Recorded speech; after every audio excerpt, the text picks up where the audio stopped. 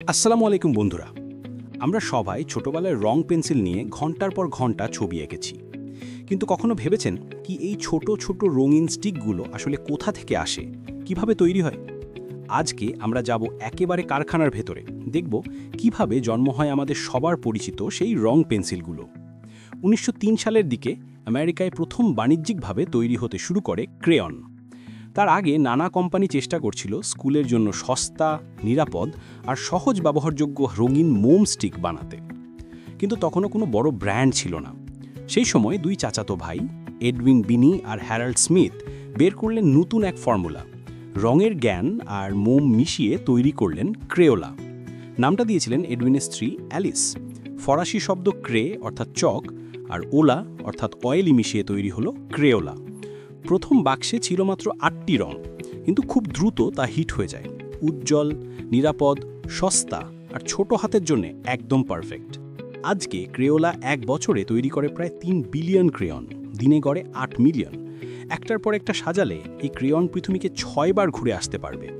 ছোট জিনিস হলেও প্রভাব বিশাল। কিন্তু আসলে রং পেন্সিল কি দিয়ে তৈরি? খুব সহজ, মোম আর রঙের পিগমেন্ট। মোম হিসেবে ব্যবহৃত হয় প্যারাফিন ওয়্যাক্স, যা পেট্রোলিয়াম, কাঠ বা কয়লা থেকে আসে। এটা সহজে গলে যায় আর রং খুব ভালো ধরে রাখে। আর সবচেয়ে বড় ব্যাপার হলো এটা নন টক্সিক, তাই শিশুদের জন্য নিরাপদ। এর সাথে যোগ হয় সূক্ষ্ম গুঁড়া পিগমেন্ট, যা প্রতিটি রং তৈরি করে। আজকাল আবার গ্লিটার, সুগন্ধি বা গ্লো ইন দ্য ডার্ক পিগমেন্টও মেশানো হয়। কারখানায় প্রথমেই গরম মোম বিশাল স্টিলের সিলোতে রাখা হয়। প্রতিটা সিলোতে থাকে প্রায় 65,000 লিটার মোম। তারপর বিশাল কেটলিতে মোমের সাথে মেশানো হয় ক্লে আর কিছু বিশেষ অ্যাডিটিভ, যাতে ক্রেয়ন মজবুত হয়, সহজে কাগজের রং ছাড়ে এবং ছাঁচ থেকে সহজে বেরিয়ে আসে। এরপর মেশানো হয় পিগমেন্ট, ভালোভাবে নাড়ানো হয় যাতে রং সমানভাবে ছড়িয়ে যায়। রঙিন গরম মিশ্রণ ঢালা হয় রোটারি মোল্ড নামক মেশিনে, যেখানে শত শত রং পেন্সিলের ছাঁচ রয়েছে। ঠান্ডা পানি ঘিরা ধরে আর মাত্র 60 সেকেন্ডেই গরম মোম শক্ত হয়ে যায়। একবারে প্রায় 2700 রং পেন্সিল তৈরি হয়। এরপর অতিরিক্ত মোম কেটে ফেলে পুনরায় রিসাইকেল করা হয়। প্রতিটি রং পেন্সিল আলাদাভাবে পরীক্ষা করা হয়।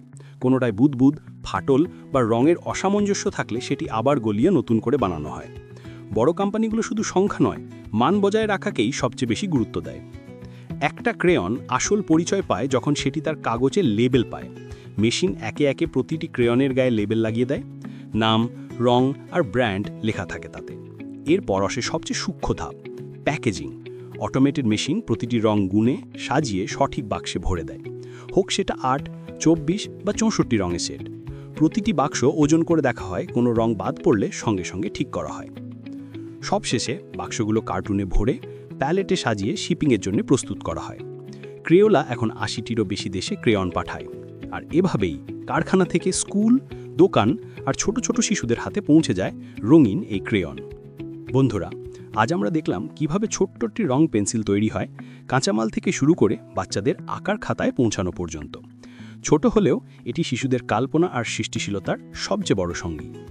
ভিডিওটি ভালো লেগে থাকলে অবশ্যই লাইক দিন, বন্ধুদের সাথে শেয়ার করুন এবং আমাদের চ্যানেল যন্ত্রকথা সাবস্ক্রাইব করুন এরকম আরও অসাধারণ ভিডিও পেতে। দেখা হবে পরবর্তী ভিডিওতে। আল্লাহ হাফেজ।